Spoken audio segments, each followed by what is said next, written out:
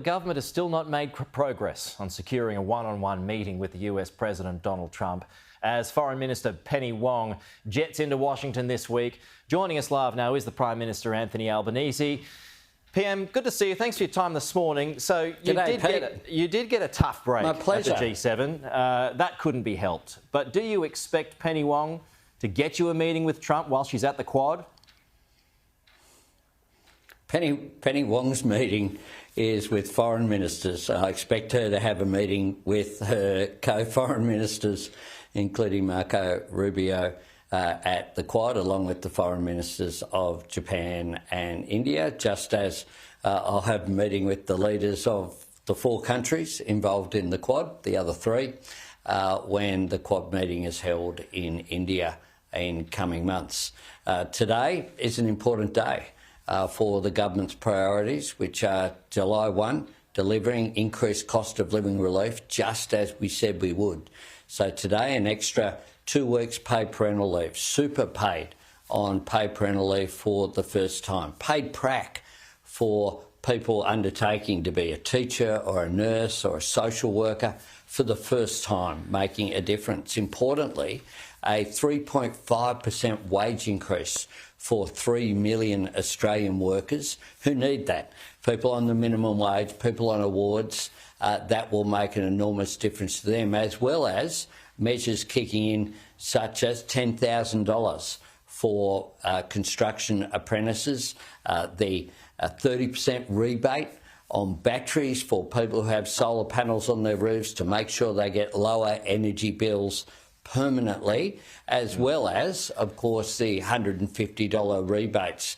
All of this kicks in today, as well as for small businesses, the $20,000 instant asset write-off. All of this making a difference for Australians, fulfilling the commitments that we made, either in the budget or in the lead up to the election. More on that in a moment, but when do you expect to sit down with Donald Trump? Oh, when we have a meeting, we'll have a meeting.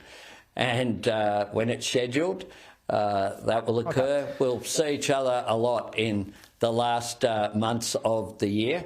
That's when summit season occurs, whether Australia and the United States are both members, of course, of the G20, of the Quad, of APEC. We'll see each other quite a lot in coming months. So Kevin Rudd has praised Donald Trump over his attacks on Iran and NATO's increased military spend. Is that a ploy to get Trump on side? No. Australia has supported, of course, what occurred with Iran and Israel, and we've seen peace break out, or at least the conflict be a ceasefire, and that's a good thing that occurred. But with a firmer, more generous defence spend, might you have had more luck in getting face-to-face time with Donald Trump? Because it is important in the context of global events at the moment. What's important is outcomes, and we've delivered $57 billion of increased defence expenditure over the medium term, $10 billion over the short term, over the forward estimates, including $1 billion we brought forward in our budget in March. Australia doesn't,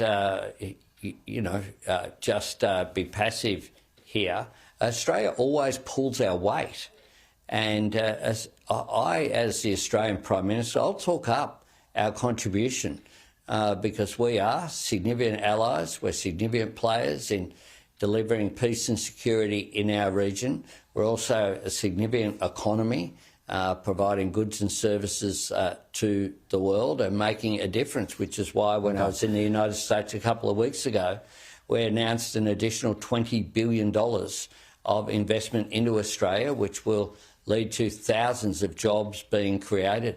But our defence spend, it's over 2%. NATO's at 5% now. That's the plan anyway. France is going towards 3.5%. The UK is heading towards 3% as well. Are you going to change it at all? Is Penny Wong going to change it at all in her discussions with the Quad this week? Or are you going to stay firm where you are? Well, what we'll do is we'll invest in our capabilities. So it's not a game where you do what the coalition did during the election campaign, was say they'll have this additional spending, but they couldn't say where the money was coming from. They couldn't say what it was for.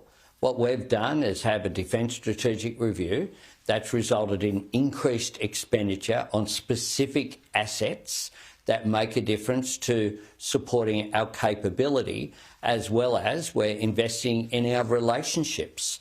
Our relationships in this region are very important.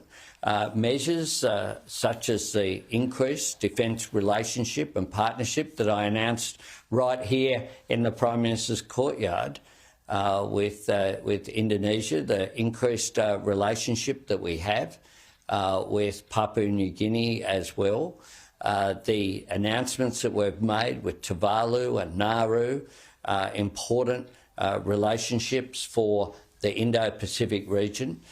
We are doing all of that and making an enormous difference, and we'll continue to invest in whatever capability Australia needs to contribute to our national security. Okay. And that is what we will do, and that's what my government has done. Is China being prioritised over the US at the moment? I know you've got a trip to Beijing coming up soon.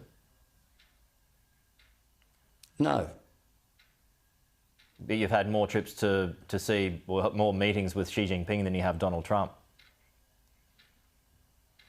Well, Xi Jinping has been in office for some time, and the person who had Xi Jinping address our national parliament here was Tony Abbott, just for the record. I've met with the US president more than I have met with the president of China since I've been the Prime Minister, and I've travelled 5 times to the United States and 1 time to China.